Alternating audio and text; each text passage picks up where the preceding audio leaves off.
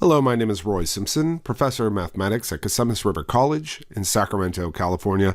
And in this video, we're going to talk about nth degree Taylor polynomial expansions, their remainders, and Taylor's inequality, because at this point, all we've done is really supposed that a function has a power series representation, but we've not actually proven that a function is equal to its power series representation. So let's take a moment and recall something about the expansion of e to the x. You should have seen this in a previous lecture video or possibly in your class, but e to the x is equal to the summation n equals 0 to infinity of x to the n over n factorial. At least we hope it is. We never actually proved that it was equal to that. We found that the Maclaurin Series expansion, which is what we call the expansion about x equals 0, the Maclaurin Series expansion for e to the x, is that summation on the right-hand side.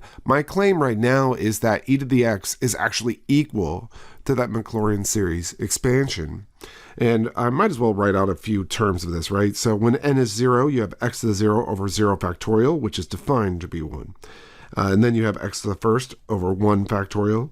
And then you have x squared over 2 factorial, and so on and so forth down the line. So that's the polynomial expansion about 0 for e to the x. So we are, again, stating that this is equal. However, we are assuming that this is actually equal. Haven't actually proven it. So let's recall from a previous lecture the assumption that we made. And here is the ink from the previous lecture for the definition of Taylor and a Maclaurin series.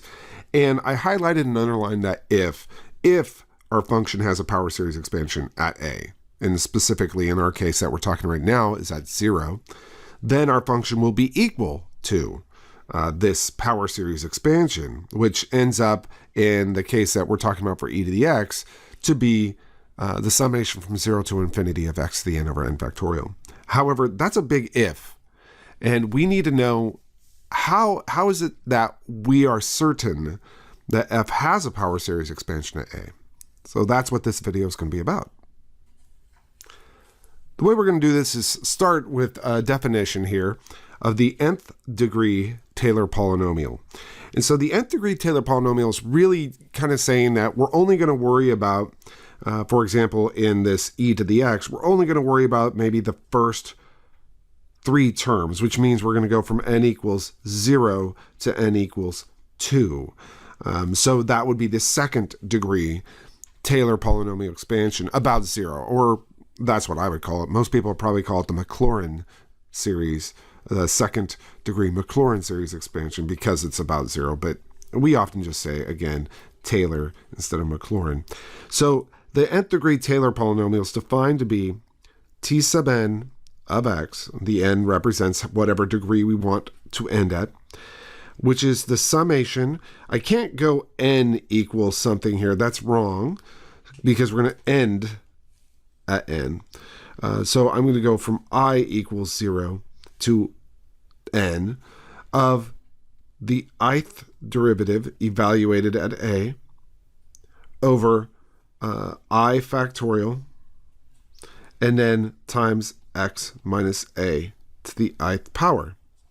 And if you take a look at that, that is in an expanded form. When I is equals 0, you just have the function evaluated at a times x minus a to the 0th power, which is just 1, over 0 factorial, which again is 1, plus the first derivative evaluated at a over 1 factorial times x minus a, and plus, let's do one more, f double prime at a over 2 factorial x minus a squared, plus so on and so forth down the line until you get to the nth derivative. So you stop actually at the nth derivative if you're doing the nth degree Taylor polynomial expansion. This will not give you the exact value of your function, but it'll give you an approximation. For example, if you take a look at that e to the x that we have here, if I just want to do the second degree Taylor polynomial expansion for e to the x, I'd say t sub 2 of x is equal to 1 plus x over 1 factorial plus x squared over 2 factorial. And obviously that's not going to be equal to e to the x, because e to the x is definitely not a second degree polynomial. But we're saying that it's roughly equal to e to the x near the center that we're expanding about, which is x equals 0. It's actually not going to be very accurate at all, because it's only a second degree polynomial. However, it could get better if we throw on more terms, okay? But it's definitely not equal. And in fact, if you think about it, we're missing quite a few terms here for the equality. So what we're going to say is that this e to the x, we hope, is equal to t sub n of x, or in fact, our case, we're calling it t sub 2. So let's just say that t sub 2 of x plus some remainder, some stuff we left off, basically. And that stuff we left off, we're going to use this notation r sub 2 of x. And that r stands for the remainder. What is it that we left off? It's kind of like way back in arithmetic when we had remainders after division. We have this remainder that we're leaving off after approximating with a second degree polynomial. Now, that remainder is somewhat huge, right? Because obviously, e to the x has an infinitely long polynomial expansion, and we're only taking up to the second degree of it. So there's a ton of other terms that we are leaving off.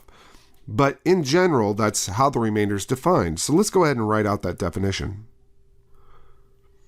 So if it were my choice, and I'm going to say that it is my choice, that I would say that the nth degree remainder, what's left over, if we only add up, for example, in the e to the x case, if we only add up the first two powers, is going to be the difference between what the actual function is and what our nth degree Taylor polynomial approximation is. So again, going back to e to the x, I know that the second order or second degree remainder is going to be e to the x minus t sub 2 of x. Now, here's the deal. I'm not saying that e to the x is equal to its polynomial expansion. What I am saying is that that e to the x does have a polynomial representation, but it may not be equal to that. However, I'm defining the remainder to be the difference between e to the x and its polynomial expansion, its finite polynomial expansion.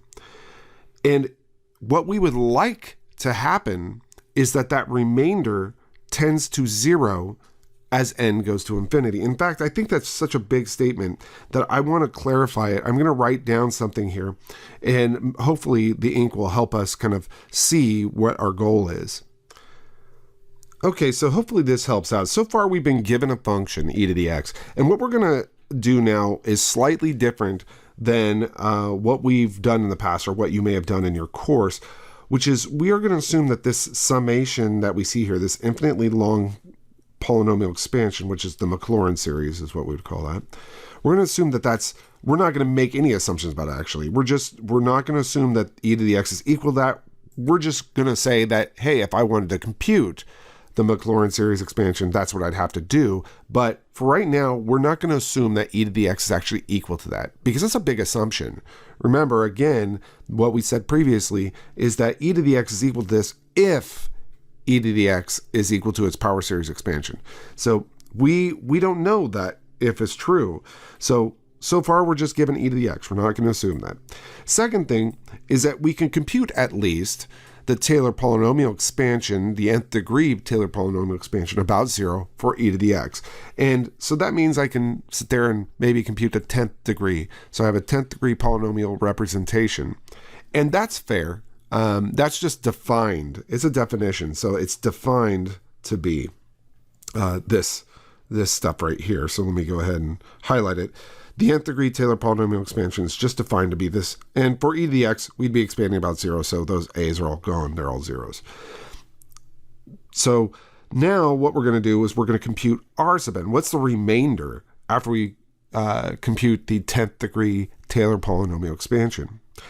Our hope let me go ahead and write that in as step 4. Our hope here is that the limit as n goes to infinity of r sub n of x is equal to 0. In other words, that the remainder disappears if we add more and more terms to our Taylor polynomial expansion. Okay?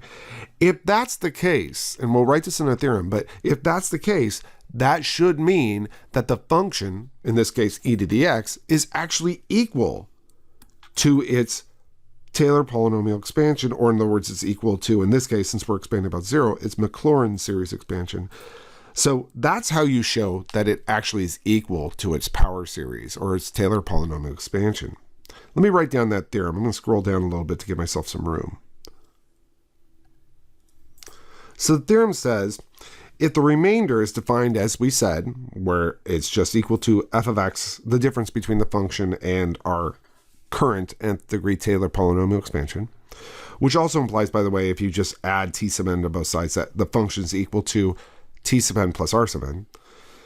And if that limit as n goes to infinity of r sub n is equal to 0 for all x in some neighborhood about a, an interval of convergence basically about a, where r is, that capital R is our radius of convergence, then we should know that the function is equal to its Taylor polynomial expansion, or its Maclaurin series expansion, whichever you're doing. So that's exactly what I'm saying, is as long as the remainder goes to 0, we know the function is actually equal to its Taylor polynomial expansion. Now, this is actually very difficult to prove. Maybe not this theorem, I shouldn't say that, and I have this proof in a separate video, but when you're working with a function, like let's just say you're working with, for an example, sine of x, because that's an easy function to talk about. If you're working with sine of x and you want to prove that it's equal to its Taylor polynomial expansion, well, you have to find out what the expression is for its remainder, and that is a challenge. Luckily, there is something called Taylor's inequality. So let's go ahead and scroll down, and I'll write down Taylor's inequality here so that we can see how we can make our job a lot easier to find out whether or not our function is equal to its power series or its Taylor series. Okay, so here's Taylor's inequality. And when I was kind of writing this down, I realized actually I have the proof of Taylor's inequality on online, but I may not have the proof of this first theorem online. So I'll have to get that proof of the first theorem online eventually here. But anyway, so it's in another video.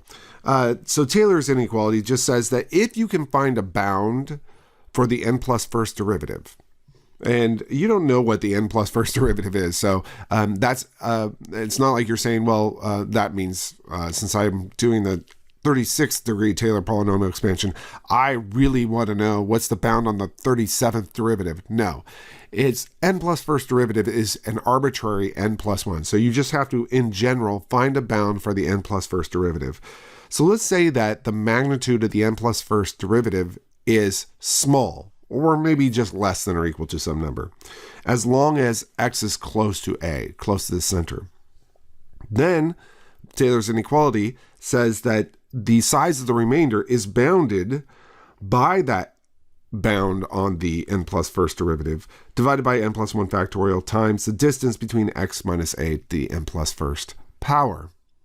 And what we want to show is that that remainder tends to 0 as time goes on. Now, normally I would, in this video, go ahead and do an example right after this, but I'm trying my best to keep my videos kind of shorter and then modular so that you can kind of spend some time trying to digest this information, maybe look at a proof, and then go into the example sets. So at this moment, I'm going to go ahead and stop the video so that you have time to take a break, watch a cartoon, whatever you need to do, but then come back. Make sure you come back and watch the next video in the series, which might be the proof or it might be an example using Taylor's inequality to go ahead and showcase that a function is equal to its Taylor series expansion. All right, thank you for watching.